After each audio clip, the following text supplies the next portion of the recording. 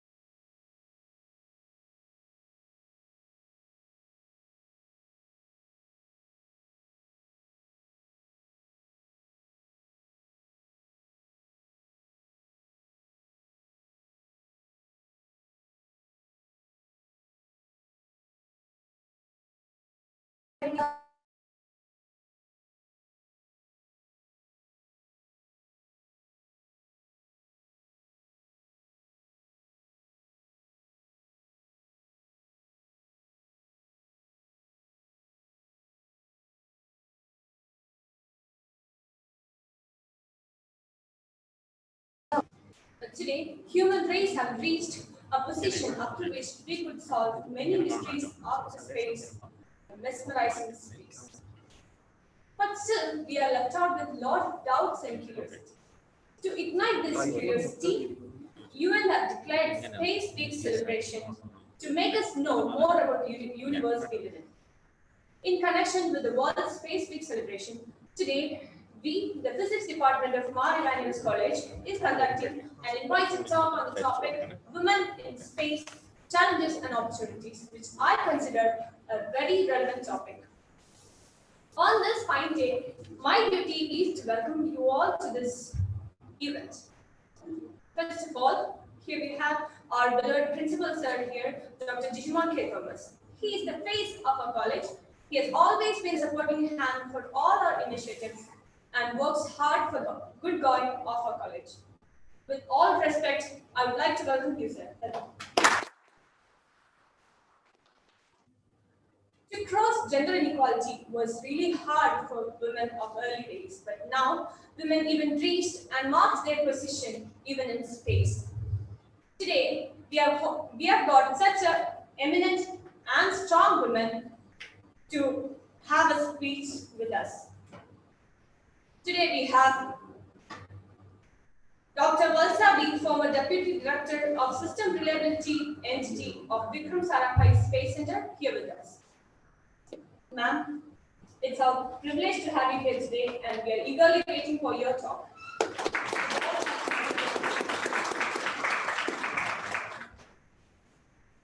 There are lots of girls dreaming really high to reach greater heights in their lives. And you are all three there. Being a successful woman, your words will mean a lot for us. Head of the Department of Physics, Dr. Anima John.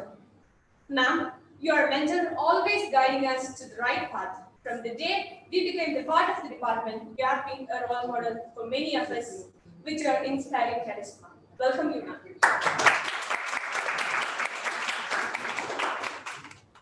Dr. Suma Bhai, ma'am, who is the coordinator and the pivot of this program. Without her, this program wouldn't be a reality. She always motivates us to dream high and to think out of the box and to explore more opportunities in front of us. Cordially welcome you, ma'am. Next, here we have Gigi, Father Gigi from Maths Department. Welcome, Father. Next, I would like to welcome all our teachers who are the backbone of our college and all non-teaching staff to this program. Next is the strength of our department, of course, the dedicated students. Today, along with those who are present here physically, we have lots of students joining us through online platforms. And I take this opportunity to welcome all my fellow students. Finally, welcome you all once again. Thank you.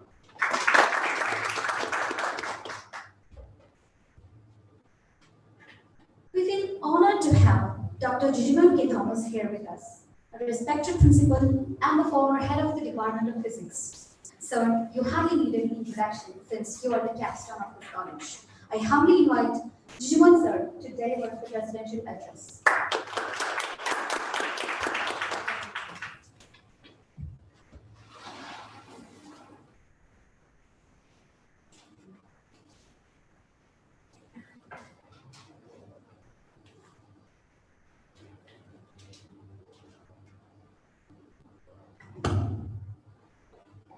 Respected Dr. Valsa, today's keynote speaker and former Deputy Director of Vikram Sarabhai Space Center, Vice Principal Dr. Shirley Stewart, our Dean of Studies Father Dr.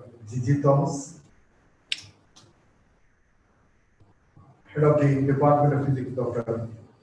Annama John, Dr. Suma Bhai, the coordinator of this program, faculty members from other departments, dear teachers, my dear students. On behalf of Marivanis College, I extend my warm regards to all who are participating in this seminar organized by the Department of Physics as part of the World Space Week celebrations.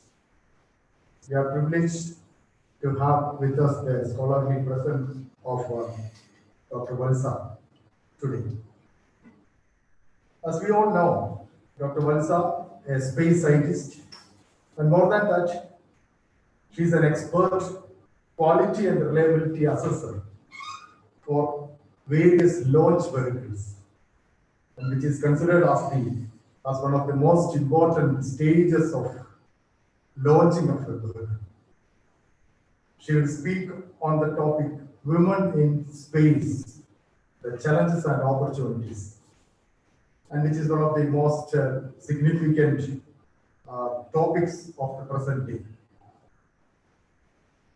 Marivanis College has been always very keen in keeping an academic collaboration or relationship with the ISRO, particularly with the Vikram Sarabhai Space Center, for the last several years.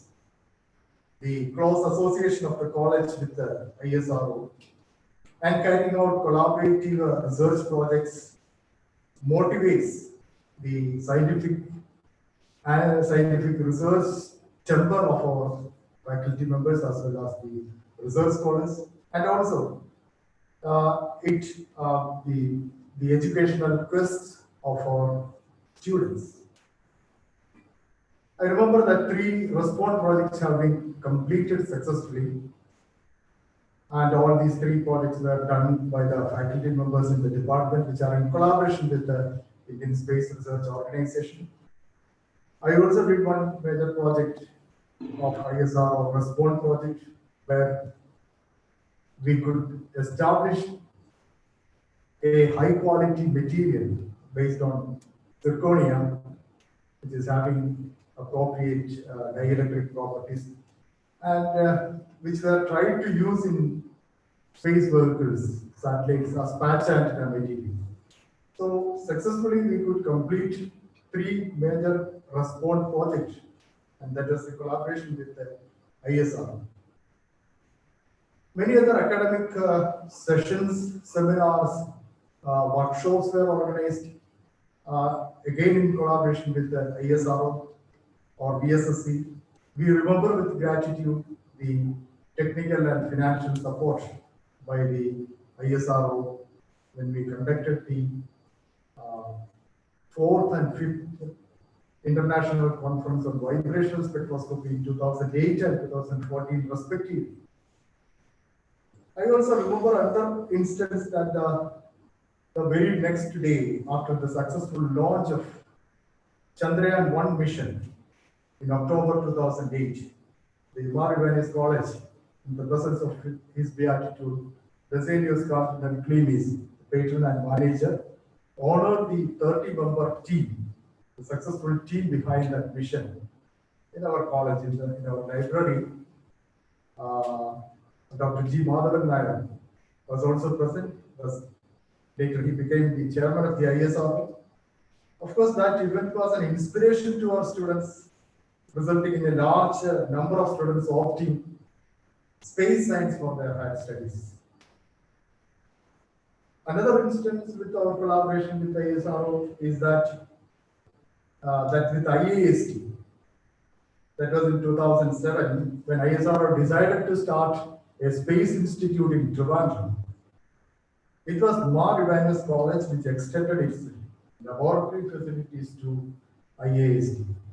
And the IAST students spent 4 years in our campus, utilizing our physics and chemistry laboratory. And our faculty members were deputed for conducting practical classes under special sanction by the ministry. And I'm happy that physics department has been always able to maintain this relationship till date for organizing various collaborative ventures with the ISRO and VSSC. So I thank the efforts taken by the team physics department under the able guidance of Dr. Annama John for organizing seminars like this for the benefits of our students.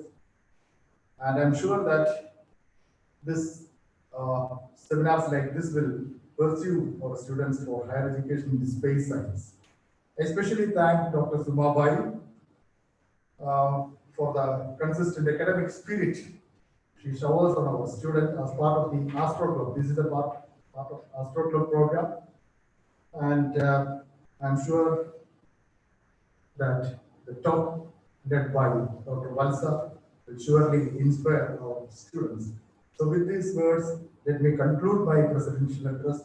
I wish all success to this seminar. Thank you.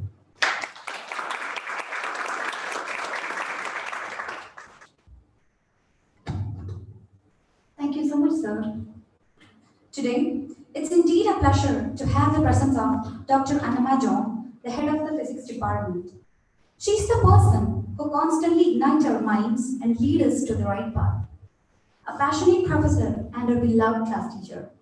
I request Annama ma'am for introducing and inviting the guests to the talk.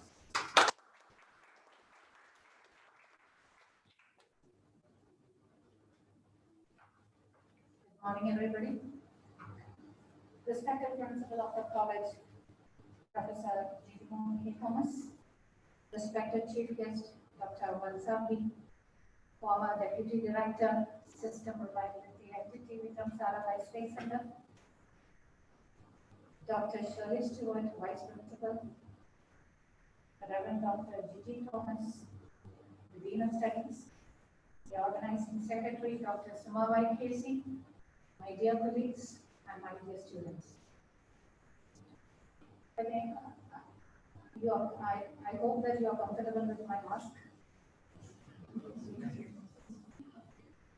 Before going to my duty, let me open my mind. Space and celestial bodies are always a matter of fascination to all human beings.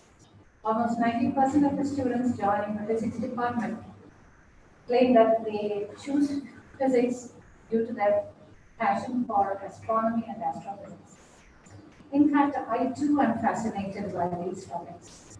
When I was a small child, my mother told me that we can find shooting stars in the sky during the nighttime, and that any wish we make before the shooting star crosses a line of sight will come true.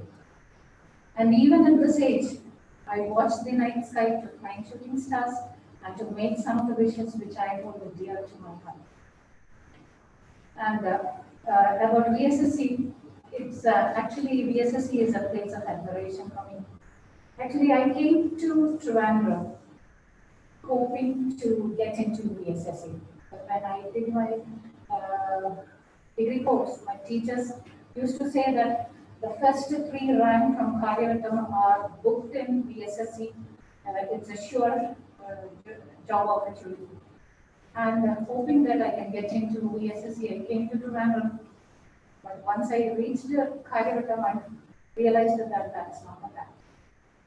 Then later, I tried to get into VSSC as a research scholar, and that was also a failure because I cleared the examination part, but when I went for the interview, what happened was that being a space institution, all my thoughts were uh, beyond the, were related to stars, sun, and all. I forgot the fact that our good old Earth is one among them. So what happened was that when the questions were asked, actually the questions were about the atmosphere, Earth's atmosphere, and something like that. But all my answers were related to the surroundings of sun and the stars. And actually, the interview was a very, it was an upper failure, and I could not get into VSSC as a research scholar.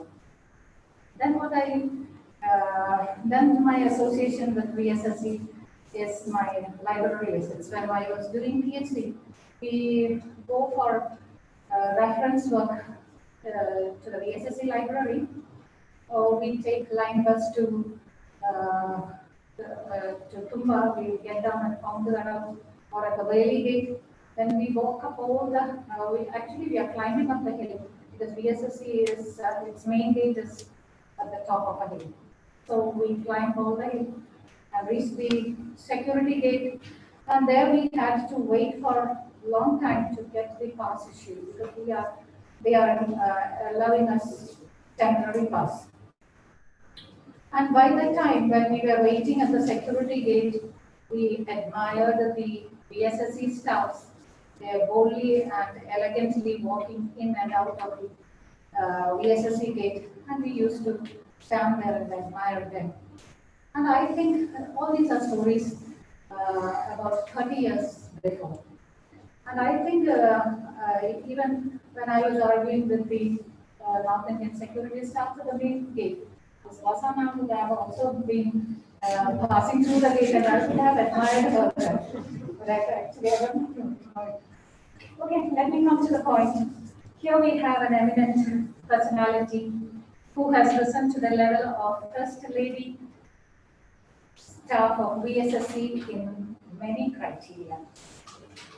Dr. Valsa B acquired BE honors in Electronics and Communication Engineering from Madras University, MTech in VLSI Technology from IIT Madras, and PhD in Computer Science from University of Kerala.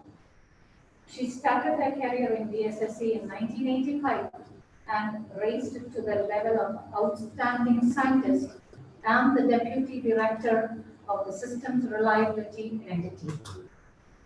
It is really great to know that it was under Dr. Valsa's leadership that the quality and reliability of PSLV, GSLV, and K3 and reusable launch vehicle were assessed and cleared for flight. We all might have watched the launch of PSLV C-37 on 15th February 2017, in which, and it is this vehicle which successfully launched a record of 104 satellites in a single flight. And it is surprising to find that it is Dr. Valsa who has ensured the quality of the vehicle. She played an important She played an important role in assuring the quality of GSLV MK3 M1 launch vehicle, which was used to launch Chandrayaan-2 mission. Her team also established a world-class independent verification and validation facility for evaluating flight software. As chairperson of ISRO Software Control Board, she has played a key role in standardizing the software practices in all centers of ISRO. In all these works, she was leading a team of 230 engineers working in all disciplines, namely mechanical, chemical, electronics, and software systems of launch vehicles. For about 4 years, she had been the management representative of VSSC and has organized internal and external audits every year. Dr. Valsa is the first lady deputy director of the system reliability in VSSC. She is the first lady quality chief among all ISRO centers, and she has given clearance for 40 missions during her tenure as deputy director. She is the first lady from VSSC to receive some of the important awards in the field of in her field of work, and the awards received are IEEE Outstanding Woman Engineer Award 2019, India Today Woman Scientist of the Year 2017. These two are actually the first lady staff of VSSC. Then Achievement Award for the year 2017. Then it is Leader Team Excellence Award for achieving zero defects in ISRO Space System 2016, and also the ISRO Merit Award. She is a member of many professional bodies, namely Computer Society of India, in which she had held the position of chairperson. The other bodies are System Society of India, Aeronautical Society of India, and so on goes the list. She has presented many papers in several national and international conferences, and above all, I cherish the fact that we, Dr. Valsami and myself, are from the same place. Our native place is Alabama. She left Alabama at the age of 2 years, no? 2 years. And I continued at LFB till my 21 years. Then only I left the native place. That's something I consider more important. And in connection with the World Space Week, Dr. Valsa is among us today to speak on the topic Women in Space, Challenges and Opportunities. Let us listen to her. And now I take this opportunity to invite Dr. Valsa for the same. Thank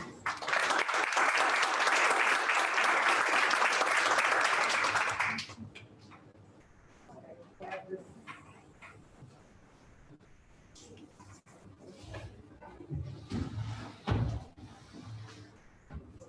I'm short, not like I'm I had to see you, I had to stand here.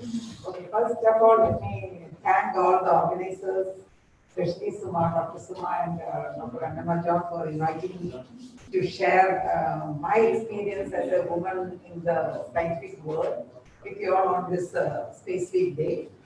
And I must thank the principal as well as the father for giving me this opportunity to interact with all of you.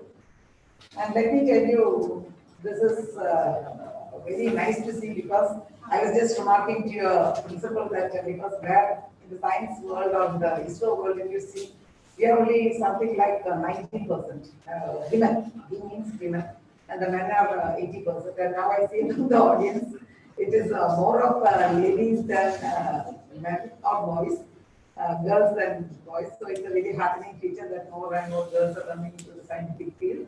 Because that is one pet theory of me, that more and more people, women, girls to come into science. So that way we have a better balanced world. So I would like to go to my topic. So I'm asked to stand there, the middle and top, because the camera is there. So I'll go and speak. Is it okay?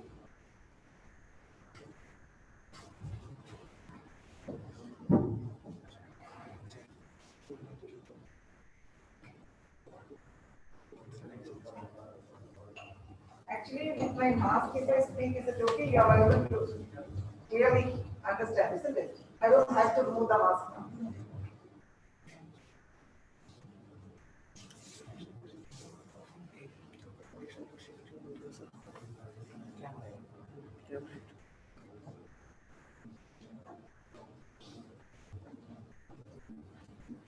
So my topic, as you all can see very well, women in space, challenges and opportunities. And let me tell you, it is a very challenging field because when the days in which I think maybe Dr. Suma and Dr. Anima were there as students at that time, at that point of time, I also should have been maybe a few years elder to them. But and then ladies have not come up with that type of student for your institution because many men only were there, more, and the ladies, though they became scientists, like we start from scientists, BS, BS, BS, EF, then GH also, some PH people were there. I think at that point of time, there weren't any outstanding scientists because that was the next grade. But then times have changed because that way, if you see, look at the time frame in which I have joined, it has improved a lot. But the change is slow. It's not as fast as you'd like to, that is, the women would like to. But still, times are changing. Actually, in fact, I saw a program in which a question was asked to Director Sonar of PSSC. When can we see a next lady director? He said, why not next year? So let us hope next year also at least a lady will come as the director. We are yet to have a lady director, though we have some 7 or 8 major centers and small units, some 12 of them. We are yet to have a lady director. So let me first say, this is, I started because, as you all know, Dr. Vikram Sarabhai is the person who was responsible for setting up this space center. And he is an institutional builder and he is a multifaceted personality, industrialist, educator, research scholar, and he is a physicist. So I think it should be a motivation for all of you on assembly here. And he was a visionary with, and in 2019, it was his 100th birthday, and we had centenary celebration. And out of which we went to many schools and colleges, like senior people were deputed by the Senate director to go and talk to the students to motivate them. Because, and it was very useful, I can tell you, because I went to a school in Wayanad, and though the boys and girls were sitting there, boys were asking some questions when you talk, but the girls were being very quiet. But when I came down from the dais, they came and touched me and they talked to me and they said, "Oh, you madam, ഞങ്ങൾക്ക് ഇങ്ങനെ കാവാൻ പറ്റുമോ?" I mean, why not? Because നന്നായിട്ട് പഠിച്ചാൽ മതി, merit മാത്രമേ ഉള്ളൂ എന്ന് പറഞ്ഞു. So they, that, and it more helped people to see people who had really worked in that field to come and talk to them, so they felt it was within their means or reach to become a space scientist or a space engineer. So he was a visionary with the interest varied from science to sports to statistics. You know, he was the one who established IMA. And he's the guiding vision. And his main theme was, if we are to play a meaningful role nationally and in the committee of nations, we must be second to none in the application of advanced technologies to the real problems of man and society. That was the way he envisaged his whole Indian space program was visionary like that. And to a great extent, we have been able to meet that. And my content presentation will be something like the space field significance. All of you know, because I slowly have been celebrating for so many years now. Space Week in 2021. Women in science and technology, so activities are brief. Opportunities and challenges for women in space and the summer. And before I go into my talk, because Dr. Suma was saying to speak about some of the opportunities. So, I tell all the students, it's an ocean of opportunities. Actually, ISRO is an ocean of opportunities because as if you have noticed, I had a team of 230 engineers, all different disciplines. Though mechanical is the dominating number of fields, we have mechanical, chemical, electronics, aeronautics, control systems, and then computer science. So many, all disciplines of engineering. And all disciplines of science also, maths, physics, chemistry. Actually, we have applied mathematics division, which will be doing a lot of studies about the mathematics of space and space physics laboratory, and chemical engineers are there. For so many chemistry people are there, so a lot of innovative innovations and technologies which was used for society also. And above that, over and above that, we have administration also, which does the accounts, the auditing, the general administration. In that also, any graduate is concerned. So, like now, the current strength of ISRO, BSSC is around 4,500 to 4,800, and ISRO is around 20,000. But so you have a lot of opportunities if you study well in any field. Let it be a physicist, or let it be into the administrative stream, or in another scientific stream. So engineering is obviously out of question because you are not have gone for. But if you take MTech, there are, because MSc with MTech people are there in electronics also. If you take MTech in electronics. So that's the vast scope of opportunities for you all if you want to pursue scientific research.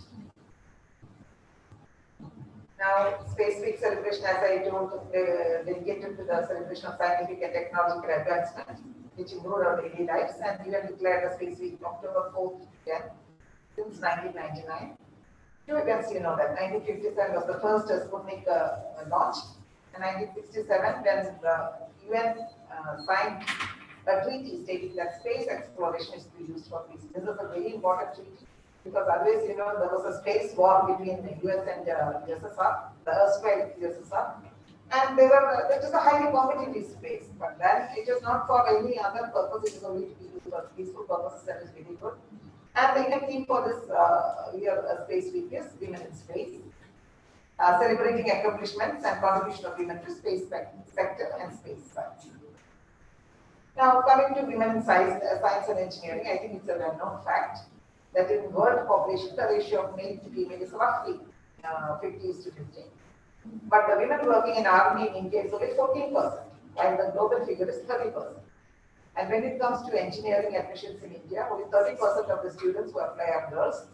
The remaining 70% are boys. Now, this is one factor that is not be swayed by the number I, because this is a city, and that is why I think more girls are coming. But in rural areas and also the picture is totally different. Only the boys go to school, boys go to colleges, the girls are not given an opportunity.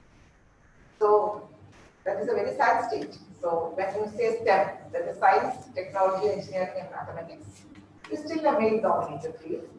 And globally, women in engineering or science is still 8%, which is very low. So we should try to change. At least you all are young, can try to change the way the society looks at things, the way women have to be brought into science and engineering. Now, why do we need women in science and engineering? For sustainable growth or development of any society or country, the priorities. See, what is to be prioritized? The needs, concerns, and abilities of both women and men should be taken into consideration when formulating and implementing various development policies. This is very important. Why I tell you? Because actually there was a committee formed to bring in more girls into science, and it is fully done. There were no women because they don't know. I mean, and I'm not saying anything bad that they know, but they don't know what is really holding back the girls or women into coming into the science. This is their perspective will be what will be coming into picture. So actually everywhere women representation should be there. What truly holds back a girl for entering science and engineering? Only a woman can understand.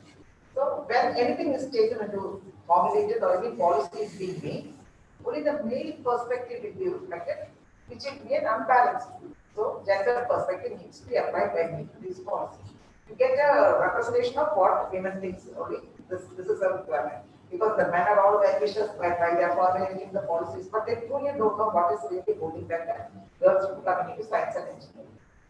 Now I'll come to science-based technology. Space technology is complex, state of the art, high degree of accuracy and precision, and very unforgiving. This is one thing which I want to tell you, because our very first PSLV launch, of which Mother Nasa was the project director, PSLV T1, it was a failure. And if you come to think of it, it is a very simple bug. Actually, we were using Motorola 68000 at that time, and we were writing our software in assembly language. And it was actually one actuator was supposed to be mounted, it could not be mounted the way they wanted it. So they mounted it volatility setting.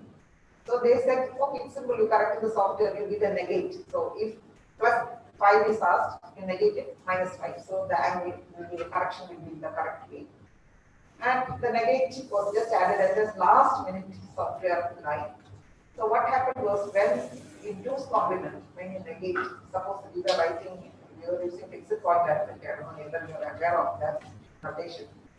A number 10 will be represented by all ones. So you add one more 3 to be 1.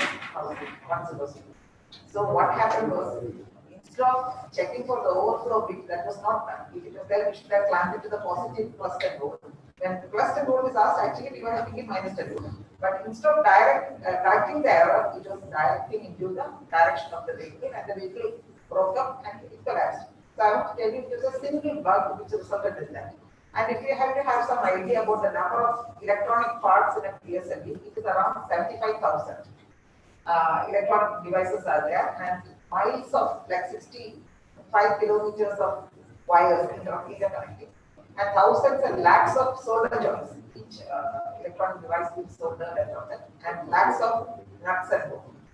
So if any one element of this fails, it is a catastrophe because crores of rupees which you have invested, and it will not only money is lost, lives also, suppose it falls in populated area, it might result in human lives lost. So quality and reliability is very important. That is why I am telling you, suppose anything goes wrong, the first person who will be asked will be the quality chief. What went wrong?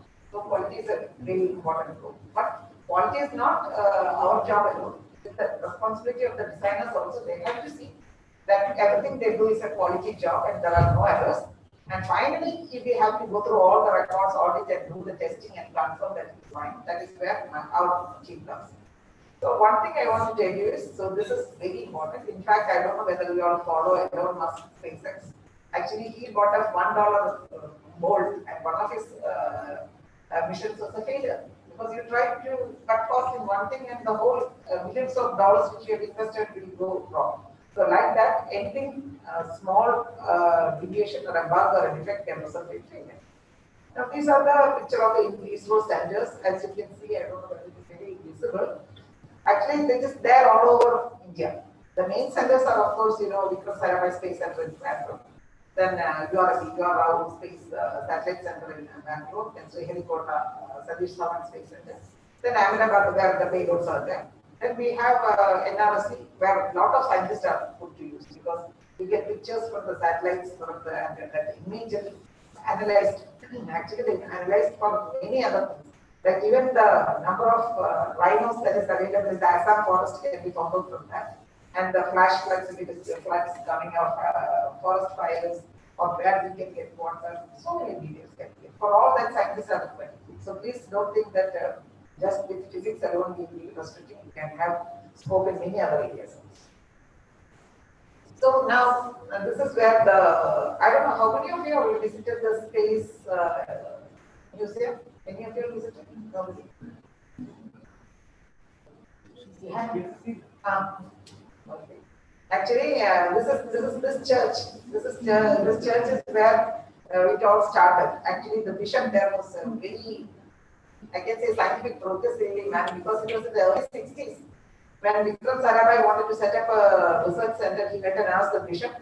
And the bishop, that's the story, the bishop said, I'll discuss with my congregation and I'll let you know. And he discussed with the people because many people will have to move out of their houses and they have to shift to some other place. Of course, compensation will be there, but still moving out is a big issue. So what he told us that day, that one Sunday he called, and then that day, actually Dr. Sarabhai went and sat at the back to hear what the congregation said. So he told all these scientific research and all these things going to come. A big organization. So what should we do? Shall we leave the church and the bishop's house to the people? And they said, yeah, they agreed. So that is where it started. So the bishop's house became the office and the church became the lab. And that's where initially small launches were carried out to study the atmospheric and radiation in that. And actually, if you see the bottom picture, they were so small they could carry it in the cycle. small rockets could be carried in the cycle. And the second picture is actually Kalam sir and one Dr. Arwam sir was there, who was the father of QA in ISRO. They were sitting and filling the fuel. And of course, they are carrying it in cycle also, that is there. So the launch vehicle evolution, you can say from initially we had some small rockets which was only 1 kg, 2 kg and all that. Then we went to SLV3. SLV3 was for which the project director was Abdul Kalam. He had around the lift off weight was 17 kg and it carried up to some low Earth orbits. And then ASLV, augmented satellite launch vehicle, ESLV, GSLV Mark II, and GSLV Mark III. Actually, ESLV is a workhorse. It has done different types of launches. It was designed for launching sun-synchronous satellites. But we have Polar, then GTO, GEO, even the Chandrayaan-1, the first mission of Chandrayaan was with PSLV, and the Mangalyaan, which has called the imagination of the world, was by PSLV. So it's a versatile, it's a workhorse, and its reliability is very high. 99.65, that is the probability of success is that high with PSLV. And GSLV Mark II is the one which can launch 2-ton category of satellites in the geostationary orbit. And GSLV Mark III can launch 4-ton capability satellite in geostationary orbit. And that is now become the regular one which was used for Chandrayaan-2. And launch vehicle design, this is just to give a flare, because don't worry that you don't understand. Initial phases where the aerodynamics and thermal activities design takes place. Because the configuration, how many stages, how many strap-ons, how many what things, and what are the orbit it has to go, what are the payload it has to take. They do a lot of studies. That is, the first one is the aerodynamics and thermal. Then come the structures. To meet this configuration, what is the type of structure, whether it is metallic or composite, or because composite will be less weight, and all the studies will be done. And then, of course, comes the propulsion, whether it has to be liquid, solid, or cryo, or a combination of liquid, solid. Because PSLV is a combination of liquid and solid. The first stage is solid, second stage is liquid, and fourth stage is liquid, and third stage is again solid. GSLV is first stage is solid, second stage is liquid, and third stage is cryo. Like that, they study the optimum combinations for which you can do. And then the navigation, guidance, and control. Navigation tells you where you are currently. And guidance tells you where you want to go. And control produces the arrow between where you want to go and where you are. So that is what digital autopilot is. So this is the embedded in a processor, and I would like to tell you that we are flying our own processor because there was an embargo in between. USA felt that we are coming forward, so they never used to sell microprocessor or electronic devices for our launching. Because satellite they agreed, okay, you can launch it because they will be using their launch vehicle services. But for the launch vehicle, they were not giving processors. So then our people decided, I think Dr. Madan Nair was also a person in making decision. We made our own processor. It is called Vikram. It's a 16-bit processor, and it is manufactured at Semiconductors Complex Limited in Chandigarh. And that has been flying from PSLV C11 onwards. So that way it is a very good processor with assembler, compiler, linker, everything has been written by our own people. So we are self-sufficient in that. And not only if they want to, even our Mangalyaan was with that processor, and Chandrayaan-2 and all that was with that processor. So there is nothing. That is the brain of the launch vehicle, where the software will say how it has to go, even the various sequencing events also. So that comes the vehicle integration and checkout, the stage of service system, how at what time a stage has to ignite and at what time a stage has to separate or divide and decided by the sequencing decided in the onboard computer, but executed by the stage of service systems where the pyrotechnic elements are there, lights up and separates it, and avionics and all. So we have now our objective is not everything we do ourselves. We want to transfer the technology to industry also. So there's a facility built up at industry. We have something like the 36 work centers which are making up mechanical systems for us, distributed all over India. The major one is HAL, then LNG, then Valsa in Pune. So places are there. So we go there, so we can see that what are the facilities, and we enable them. We handhold them and enable them to make products. So rocket assembly, if you see the first one is the first stage, you can see it is coming, that is the mobile tower where the vehicle is assembled in Sriharikota. We have got huge cranes, it is being brought up and it is lowered into the launch pedestal. I don't know whether the pictures are clear, you can see this. And then it is lowered and they are finally assembled properly. Then the strap on, that is the second launch, that module now, it is called the strap on, that is assembly. And then different stages are assembled. And even that, actually we have multiple platforms. Like if you take PSLV, it is 44.4 meters tall. So you cannot have only one platform at the bottom. You will have an intermediate stage. So this is one platform where human beings are standing there as a big. You see the projection is the one stage one or stage two to be there. And the other next stage, PS2 is being assembled into that. And then this is for the cryo stage, how we are, because it's coated in black, protected from the evaporation and all that. And this is the heat shield. That heat shield is on both sides, which is to protect the satellite. Because while the launch vehicle is traveling through the atmosphere, intense heat will be generated. So the satellite will be having very sensitive payloads, so we want to protect it, and it is assembled. And finally, this is the fully assembled the launch vehicle view. And before the launch, what happens is the mobile space terminal opens up and it moves back some 50 meters, and the launch vehicle will be standing on the launch pedestal. It will be some 24 hours before the launch. We have a countdown. Actually, initially we used to have countdown of something like 50, 60 hours ago. But now that has been reduced to 24, and this happens around T minus 8 hours. So this will be T0 is the time at which the launch takes place. And the operational launch vehicles, PSLV and GSLV, that I have already explained, I don't think I have to go. And the spaceport of India is the Satish Dhawan, and we have the advantage of eastward launch. You all should be knowing that, no? Right? What is the advantage of eastward launch? I think the picture, because there itself I have given, because I think whatever latitude it launches, what advantage? We have some more velocity imparted. So the velocity required for it to reach the required destination, we are aiding. The Earth's rotation is aiding that. So this is the application, the telecommunication and the TV broadcasting. Because from the time you wake up till you go to bed, you are using the services of satellite, even the mobile applications, the ATM or the news, the TV broadcasting, and even the meteorological applications. So many applications are there. I think I don't have to say. Even search and rescue, we have made a beacon which is used by fishermen to locate the fishermen here. And we have so many applications which is being used by the common public. So telemedicine has network around 384 hospitals. See, in rural areas, you don't have the services of an expert specialist. So they are sitting in the cities. So the rural hospital doctor can network with a specialty hospital doctor, and the problems of the patient can be told and the diagnosis can be obtained. And there are so many hospitals which are networked like that. And okay, this all was important before the pre-COVID era. Now with COVID, I think we are now working on an online world only. So everything is, even online consultations are there. Even we don't go to doctors, we are doing online consultations only.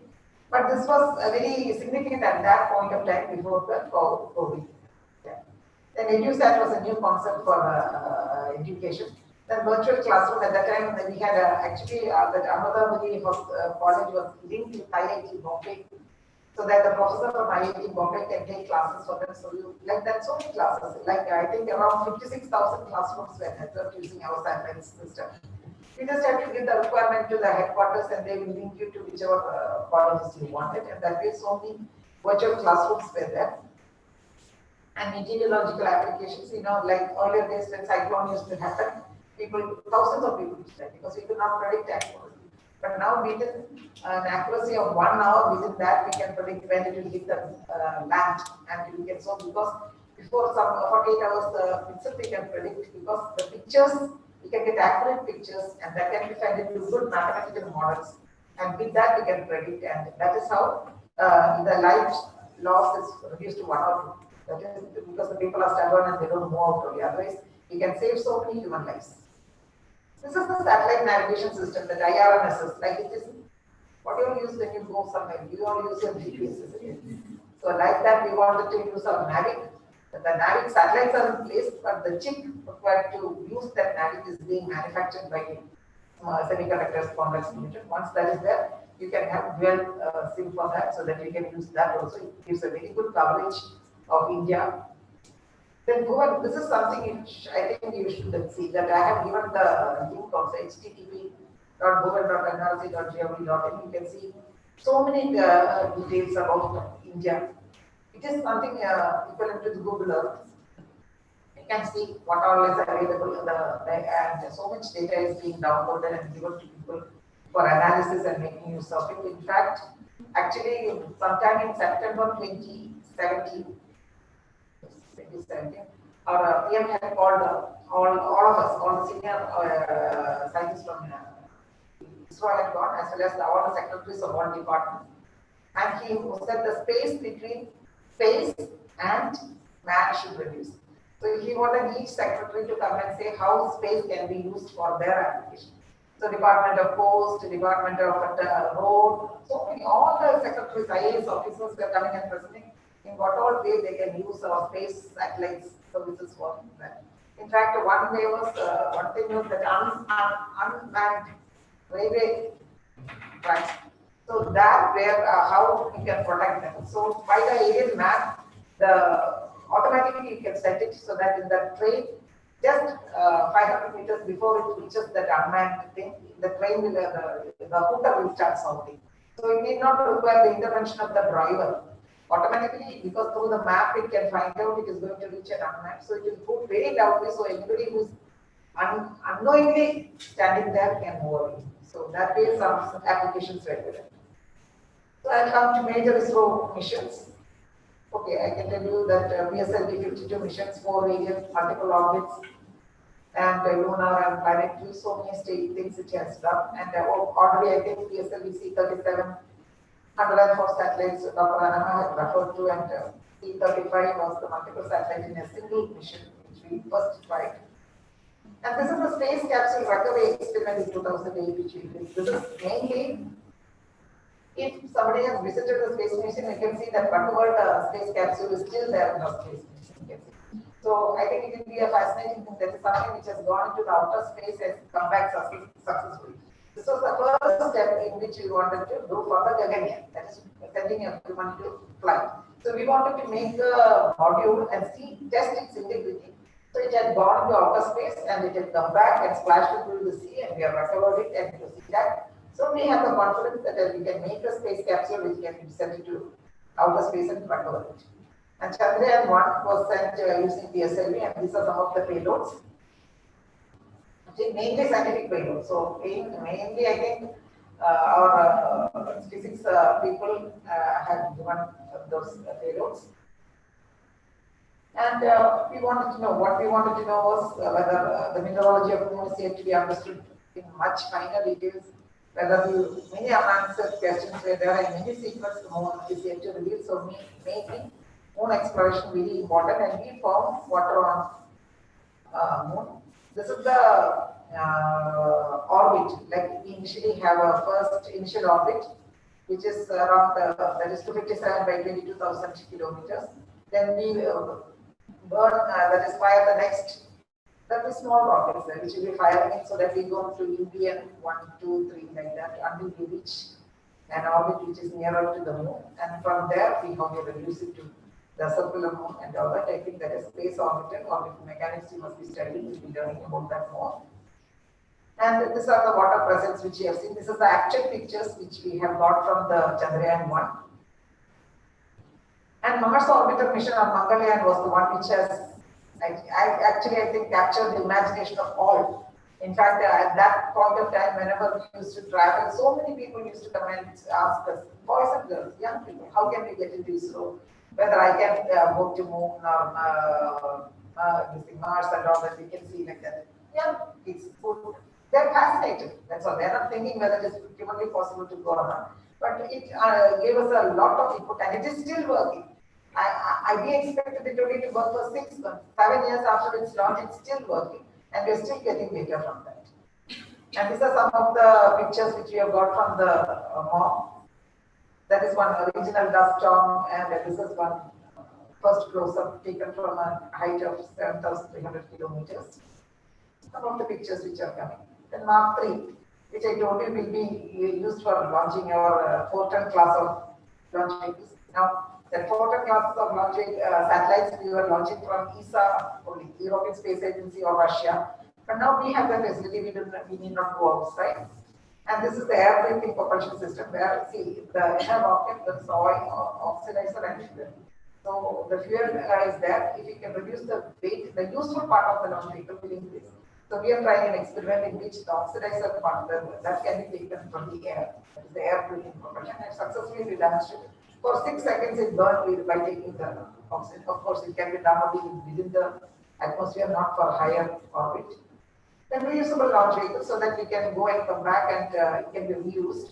And even recovering the used spent stages, like when we have so many stages after each, we don't carry the burned stages. Once first stage is burned out, is discarded, and the second stage ignites. So second stage, once it's burned out, it is discarded. So suppose there is a means by which we can recover these stages, we can use it. The cost of the launch vehicle will reduce. So their plans are that actually SpaceX has successfully recovered so many spent stages. We are also trying to do that. And Chandrayaan 2, as you all know, it was exploring the unknown, and this was some of the objectives to find out it is the closest cosmic body in space with the discovery can be attempted and documented. And this was the flight sequence. If you see this, you can see that as each stage goes, it separates and falls off, and we put it in an altitude so that we gave 1,000-kilometer advantage, so that the life of Chandrayaan 2 could be. We means launch vehicle. I mean, I'm talking from the launch vehicle perspective because launch vehicle related all activities are done at Vikram Sarabhai Space Center. Satellite is done by URSC in Bangalore. So we put it in an orbit so that we gave 1,000-kilometer orbit so that the life could be extended for a few months. So this is the exploded view of the GSLV Mark 2, Mark 3. And this is the mission sequence. As you can see, the orbit is down like that, and around the moon also, it will be reducing progressively and coming. And this is the Vikram, and this is the orbiter. Vikram is the lander. And the Vikram lander is supposed to have gone over the surface and taken pictures and sent it back. But unfortunately, we had a small mishap and did not work as we planned. But Chandrayaan 3 is planned very soon, so it will be going. And this is the rover.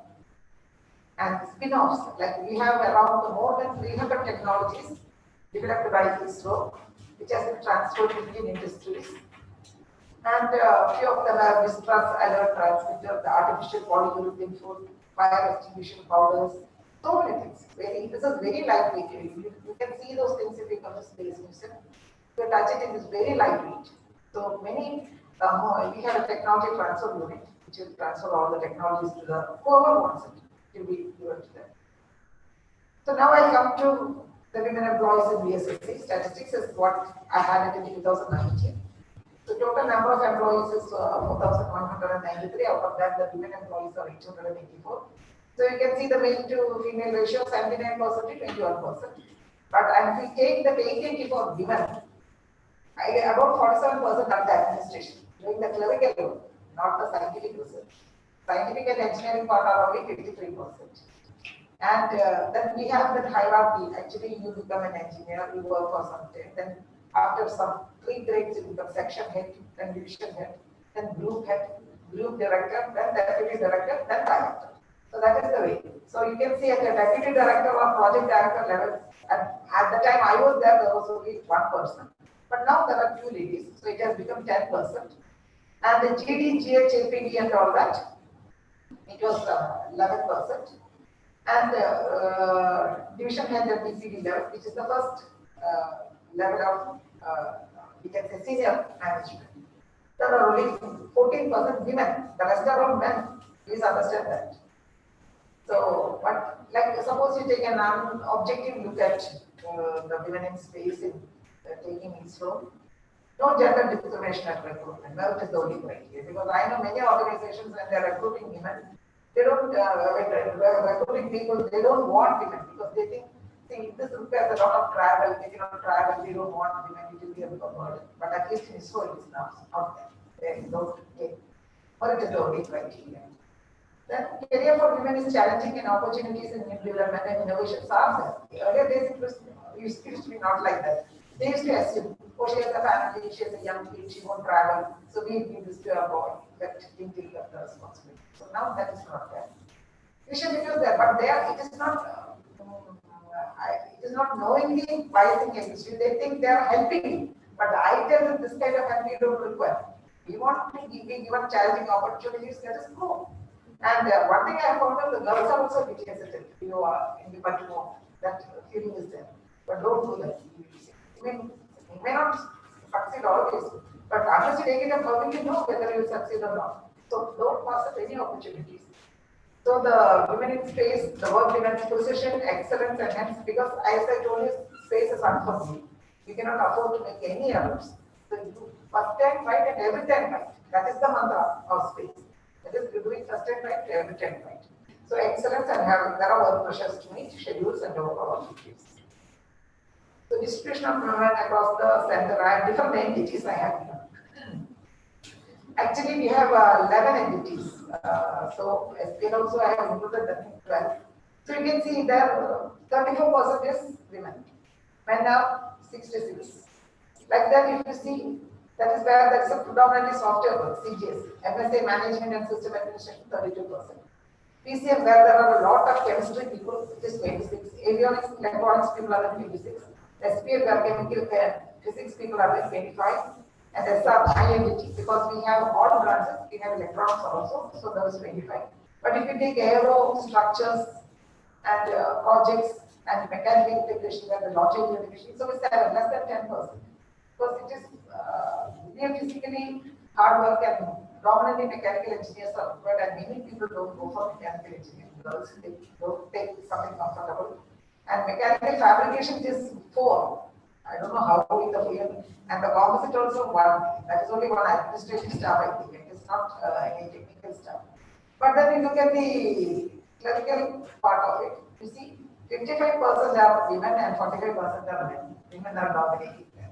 So that is not where we want to excel. We want to excel in science and technology. When I say we, women want to excel in science and technology. So the traits required in a women's space engineer, one is technical competence. This is very essential because you should be competent in your field you're working. Please keep yourself up to date. Read as much as you can so that you should not give chance to somebody to say, oh, she's a girl, she doesn't know. Don't give the chance. You should be technically competent. Training. You find out. See, everybody cannot be competent. So you know where we are lacking. You try to go for some training programs and build up your skill sets or knowledge base. Communication. Communication is very important. You should have also that is among the people working peer communication. Peers means peers who are equal to you in other organizations.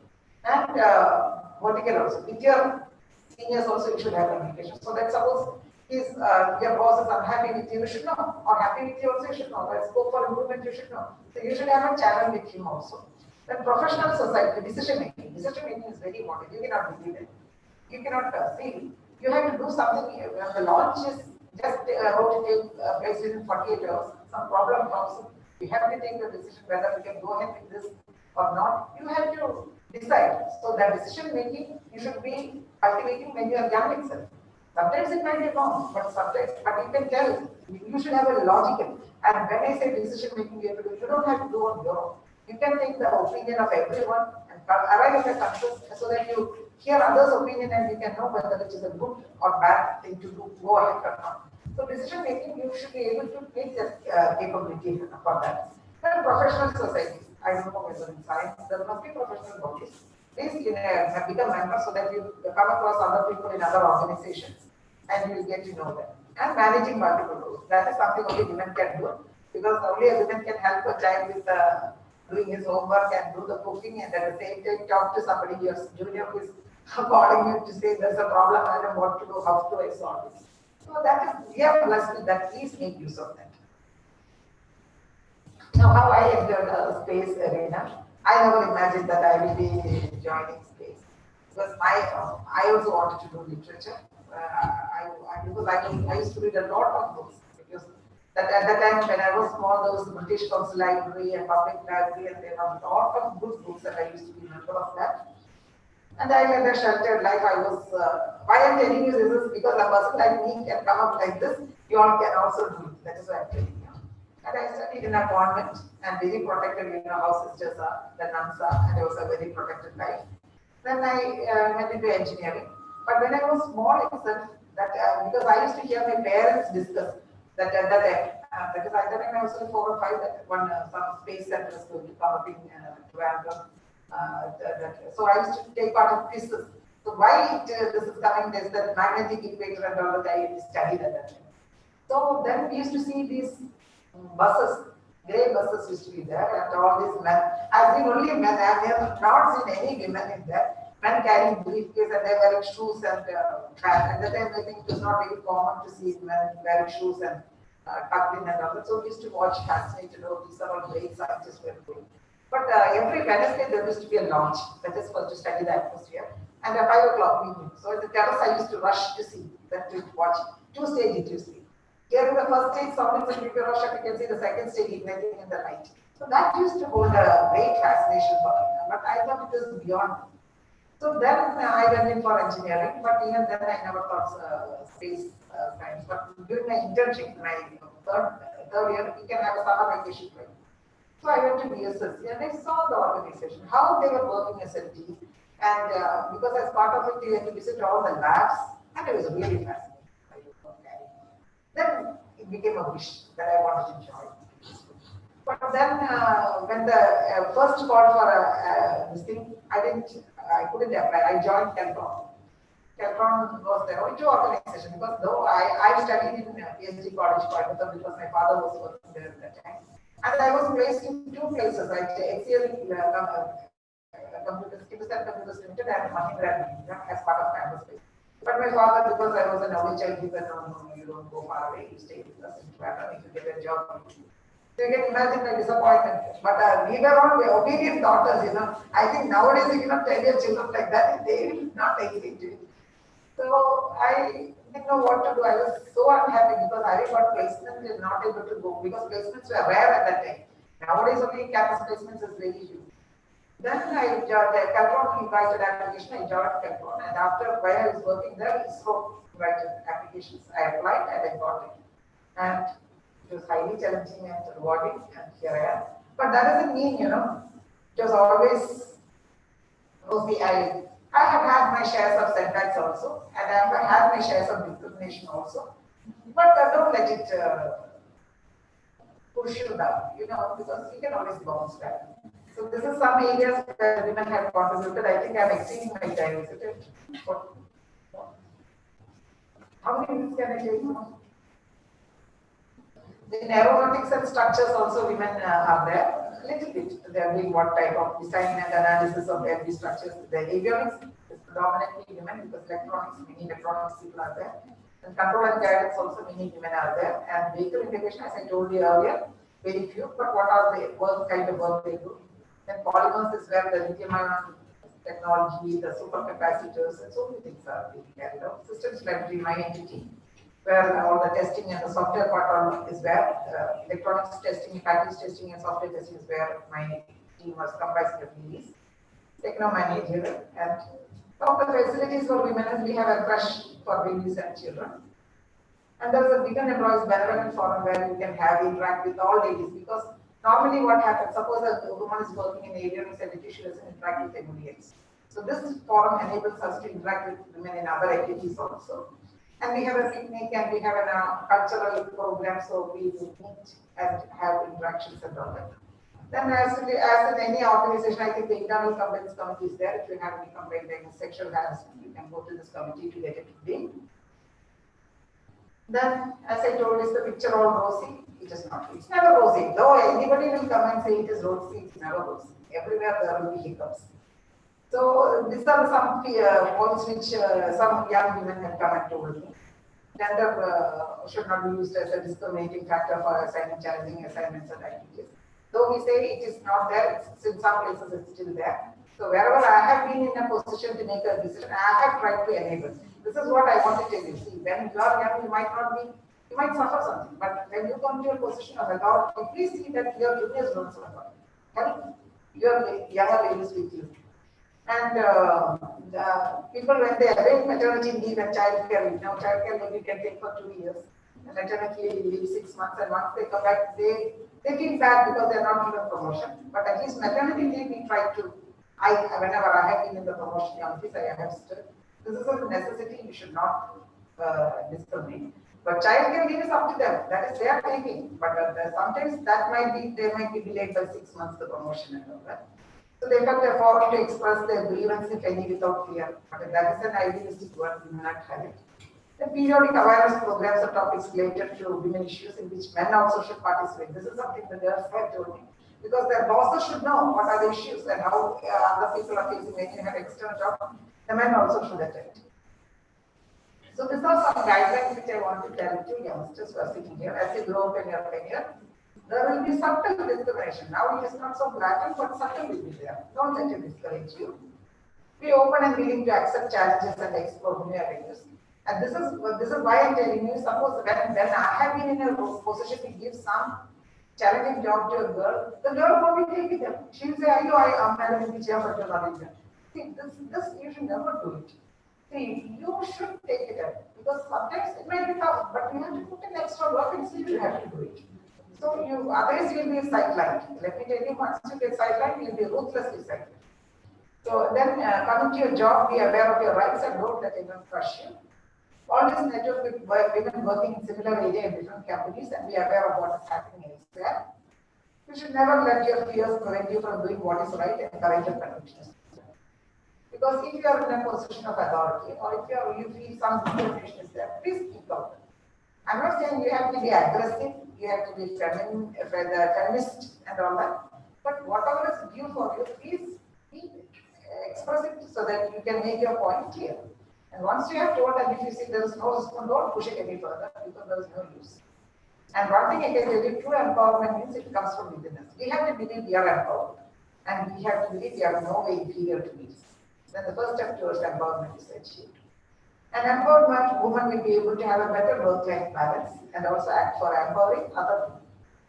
And if you want to do something new or challenging, don't let your fears overwhelm you this time. And let the barriers, I'm sure you want to do something. At my age, suppose I want to learn dancing or music. Oh, my house people will say, oh, at this age, where do you want to do? Don't let it. I don't feel like that. But what I'm telling you is, don't let it prevent you from doing that. Do that. If you enables you, do that. And you will never what you are capable of unless you try. That is what I tell all of you. Because, and don't think worry about being successful in everything you do. You learn from your mistakes. So don't worry that you have to be successful, but be significant. Because when you do something, we have to see that if you fail, it is because you have explored all avenues and you found there is no solution to this problem. That is why you fail. It is not because you became lazy and don't do it and then say, I'm mad and I could not do it. Don't do it. Be significant in what you do and success will naturally follow. Because I can tell you, I had 2017 was the year I got, I think, 3 awards. I didn't do anything. And that was the year I was denied my promotion also, let me tell you, because there were 10 people, 9 women, 9 men and 1 woman, and I was the only woman. I was denied that promotion. But that was the year when I was very down.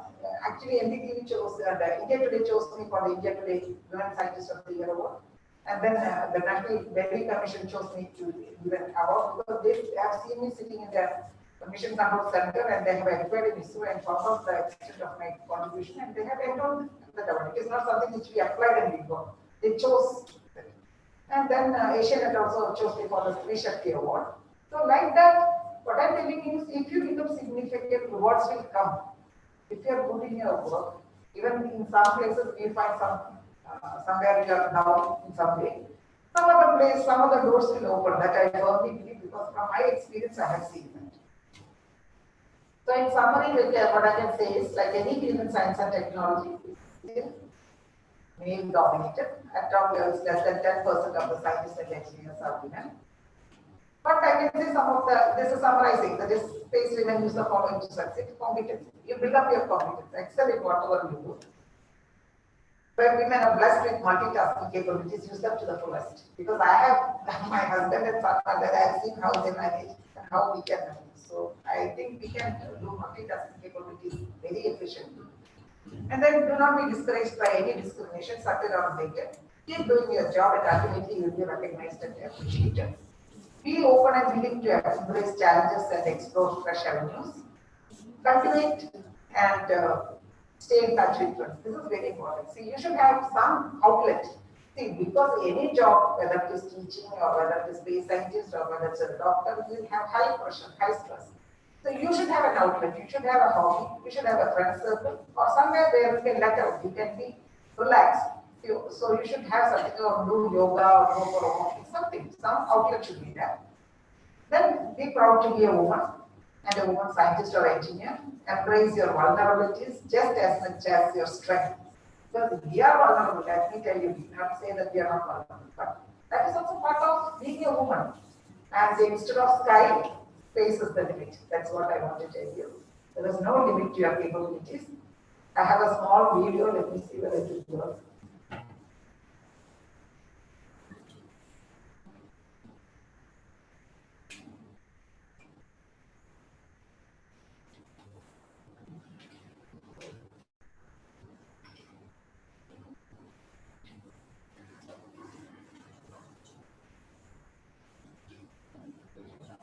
It's not working, I think.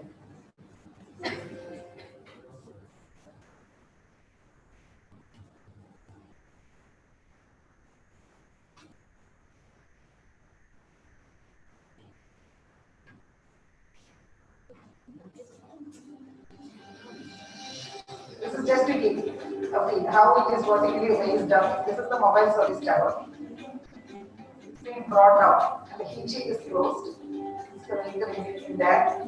This is the mission control center. Actually, I was the first woman to lead the mission control center also. I think after that, now many ladies are there. PSLV launch.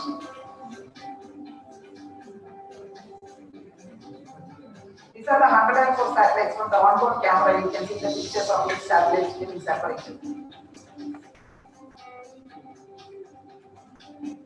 This is the GSLV launch.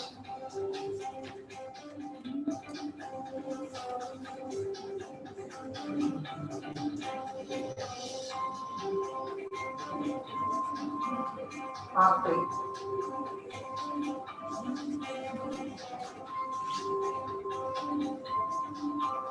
This is the reusable launch vehicle. And this was the capsule coming back, that parachute was for that.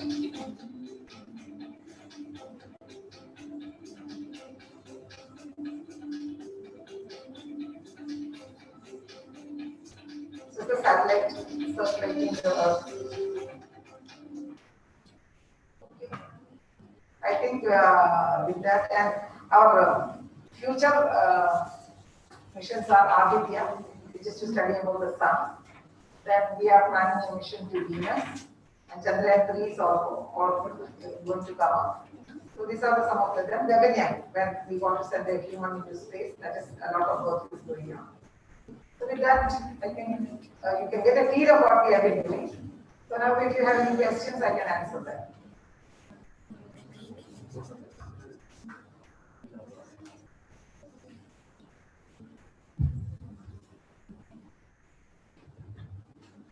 Now let's have the Q&A session. Listeners can ask their doubts now.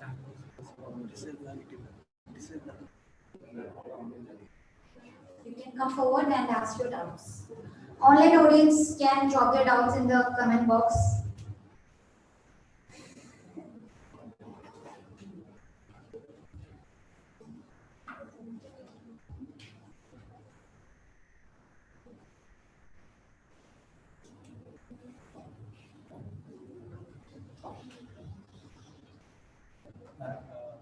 In my childhood days, I used to watch Doordarshan in my television, and there used to be live telecasts of the launch missions, and that I see eagerly.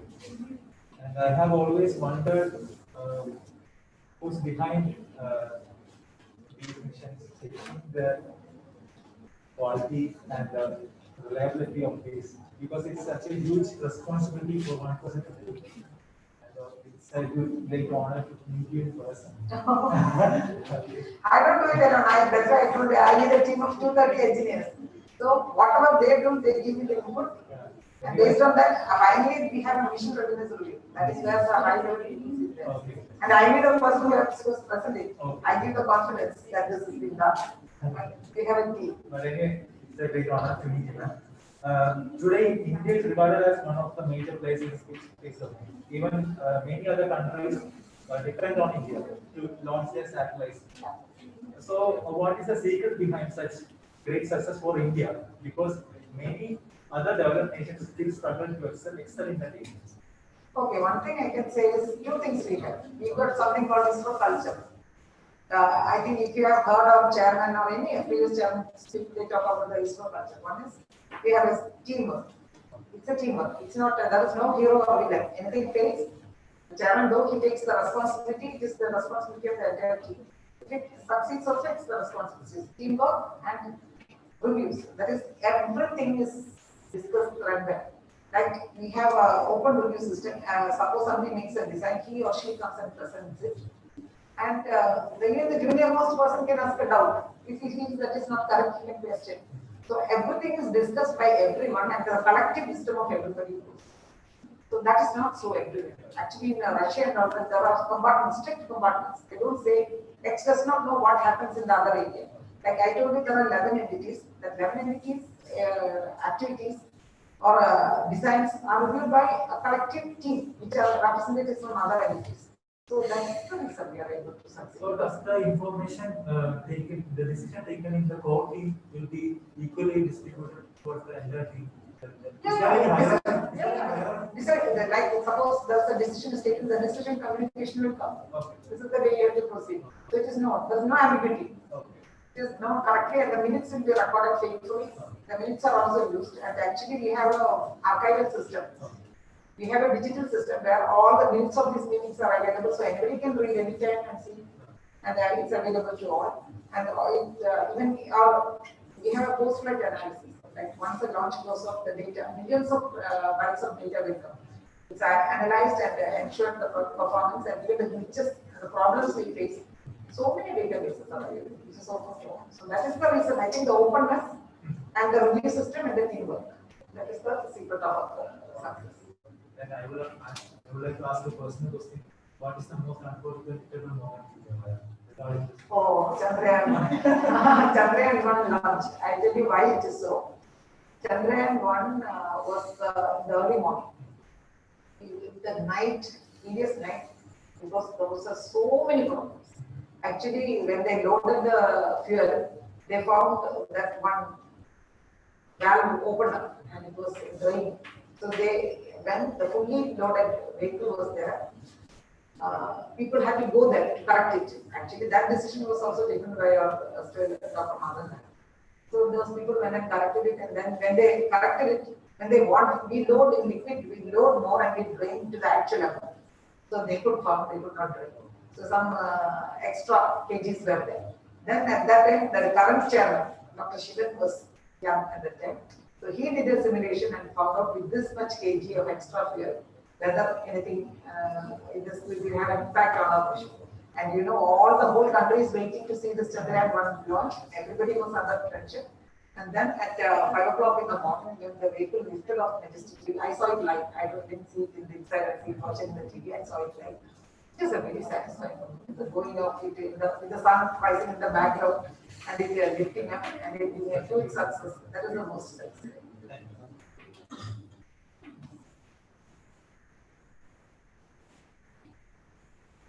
Any other questions? See, this is what I find. The ladies are not asking any questions. What is holding you back?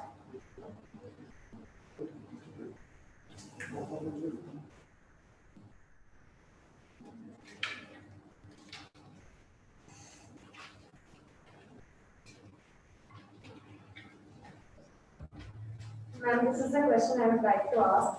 What's your take on space tourism? Can we expect this as a means to enhance our economic growth? Okay. Space tourism, I think many people cannot afford in our country. And I don't think we are looking at it that way. Because Elon Musk and other people are doing for it. Like recently, we are awaiting Santosh of Surendra's space travel, and like can we implement something like that in India? Actually, the current plan is not plan. Because it's not viable. See, we are struggling to send one person into orbit.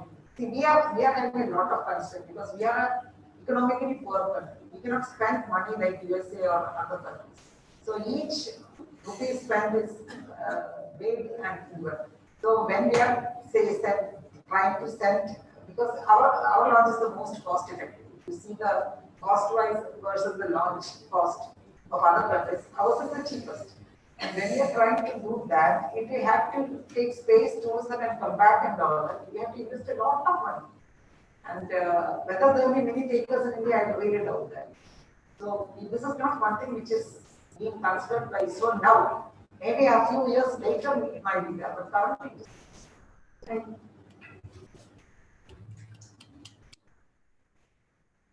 Okay, then that is our next stop.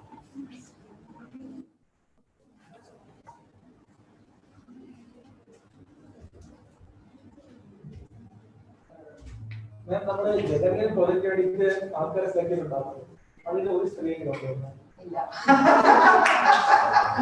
ഒരു സ്ത്രീ ഇല്ല എന്ന് വെച്ചാൽ എന്തുകൊണ്ടെന്ന് വെച്ചാൽ നമ്മള് പൈലറ്റ്സിനെയാണ് select ചെയ്തത് fighter പൈലറ്റ്സിലെ ഡിഗ്രീസില്ല fighter പൈലറ്റ്സിൽ ഒരുപാട് ക്രൈറ്റീരിയ വെച്ചിട്ട് ആക്ച്വൽ ഫൈറ്റർ പൈലറ്റ്സ് വർ ഫിറ്റ് വെച്ചിട്ട് ഒരു 27 പേര് 27 people were selected.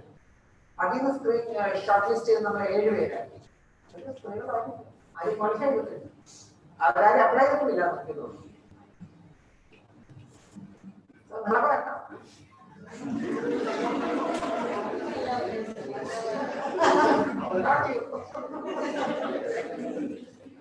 because see, there should be a burning desire in the ladies that they want to fly. എനിക്ക് തോന്നുന്നു ഫൈറ്റർ പൈലറ്റ്സ് ഇപ്പോൾ കോർട്ട് ഓർഡർ ഉണ്ടെന്ന് തോന്നുന്നു ഇംപ്ലിമെന്റ് ചെയ്യണമെന്ന് പറഞ്ഞിട്ട് എൻഡി ഒക്കെ ഓപ്പൺ അപ്പ് ചെയ്യുമ്പോൾ ഫൈറ്റർ പൈലറ്റ്സ് ലേഡീസിനെ എടുക്കണം എന്നുള്ളത്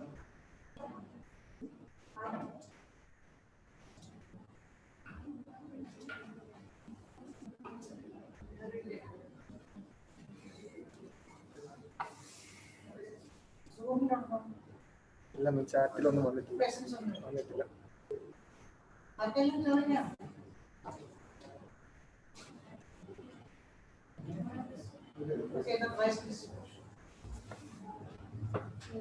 Let's give her a big hand. That was a worthwhile experience, ma'am. Thank you so much.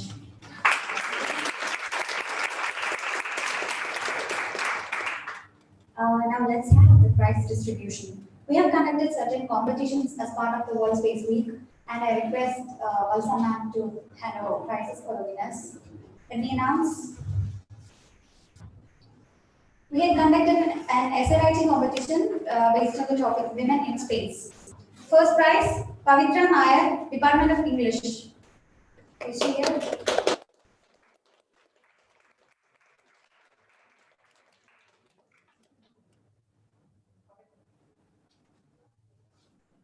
Congratulations. Anujit GS, Department of Physics, Machine Learning.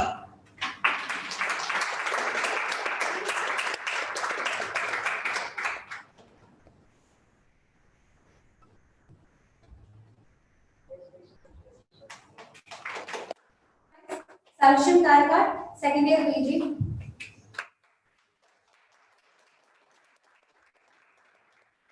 Now the prizes for digital poster making competition. First prize, Josna D, Department of Physics with Machine Learning.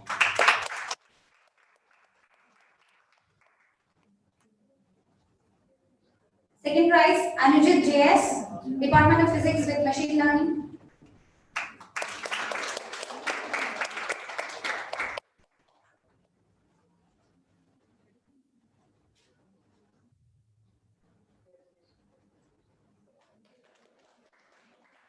Prize, Navojan, Department of Zoology.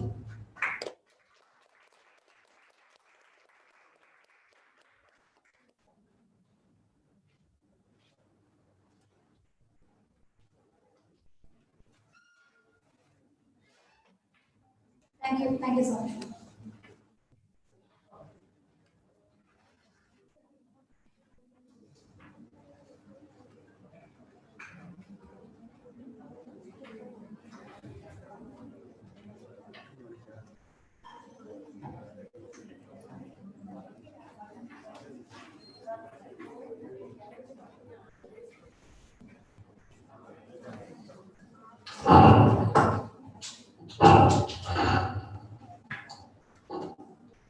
Now it's time to honor our guest for being with us and making the time blissful. I would like to invite Father Gigi, Dean of Studies, to hand over the memento and Valsa ma'am to receive a token of her appreciation.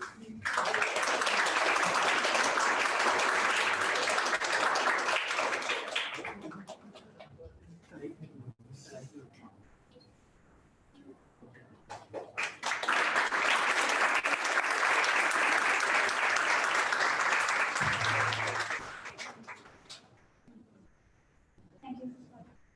Thank you.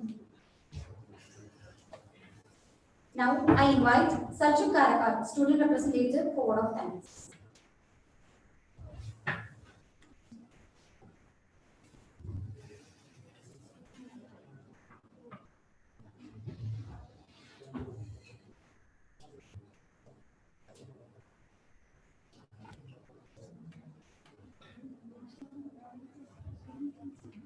A warm and cherished afternoon to our most valued honorable chief guest, Dr. Valsa, our presiding person and the principal of Marimanis College, Dr. Jijima K. Thomas, faculty members of the Department of Physics, and to all my friends who have gathered here.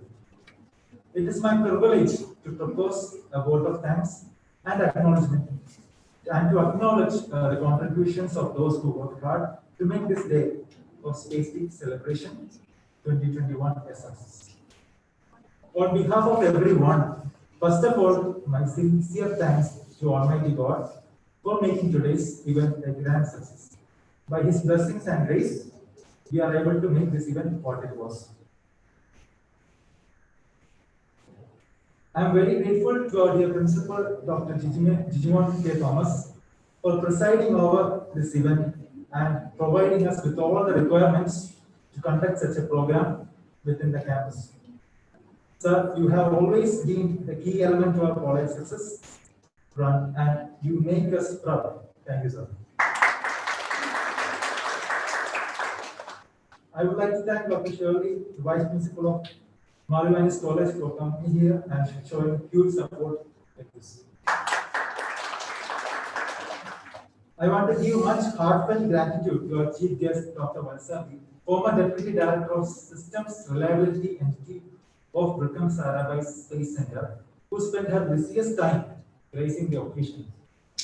Today we have the opportunity to hear the strong thoughts and the wonderful presentation made by you. It will be definitely encouraging for all of us here who are gathered here in our future studies and research, especially for the women in our college. Since you have also earlier said that a lot of women have come here, so I think it will be a huge boost for everyone. You will always be a huge inspiration for all of us. So thank you. And also we have Anna here, who is the head of the physics department. Moreover, our mentor and catalyst who inspires us to bring the best out of us. I give my profound gratitude to you, ma'am, on giving us this opportunity to organize such an event and guiding us through the little details about it. So thank you, ma'am. Now I would like to thank the organizing secretary of our college for Space Week Celebration 2021, Dr. Sumabai, ma'am. There are no words to acknowledge what you did for us, ma'am, during the past 2 days regarding this event. So without you, we wouldn't be able to reach such a state of perfection. So thank you. Also, I really need to mention my deep sense of gratitude to all the faculty members and students who took huge responsibility and shown extraordinary dedication in arranging the smallest of things that made this event a success. So I want to thank the people who worked behind the scene to execute this event, our technical arrangement team, the singers, and the non-teaching staff. I also congratulate and thank all the participants and winners of the basketball competition for showing their huge support in this celebration. So thank you all. I also would like to thank Father Didi, the head of the Department of Mathematics and the Dean of Studies for extending great support for this event. Also, I extend my gratitude to our Dr. Sridhar, head of the Department of Chemistry, for his cooperation in this event. Last but not the least, I thank everyone who made this event memorable with their virtual and physical presence. It's been an honor to acknowledge you all on behalf of the faculty and college itself. As I conclude my words, thank you all once again.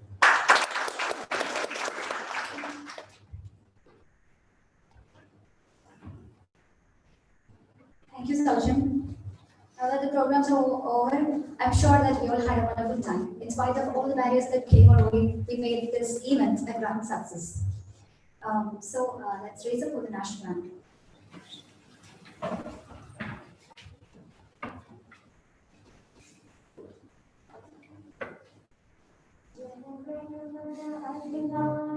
जय हे भारत भाग्य विधाता पंजाब सिंध गुजरात मराठा द्राविड उत्कल गंगा विंध्य हिमाचल यमुना गंगा उच्चल जलधि तरंगा तव शुभ नामे जागे तव शुभ आशीष मागे गाहे तव जय गाथा जन गण मंगलदायक जय हे भारत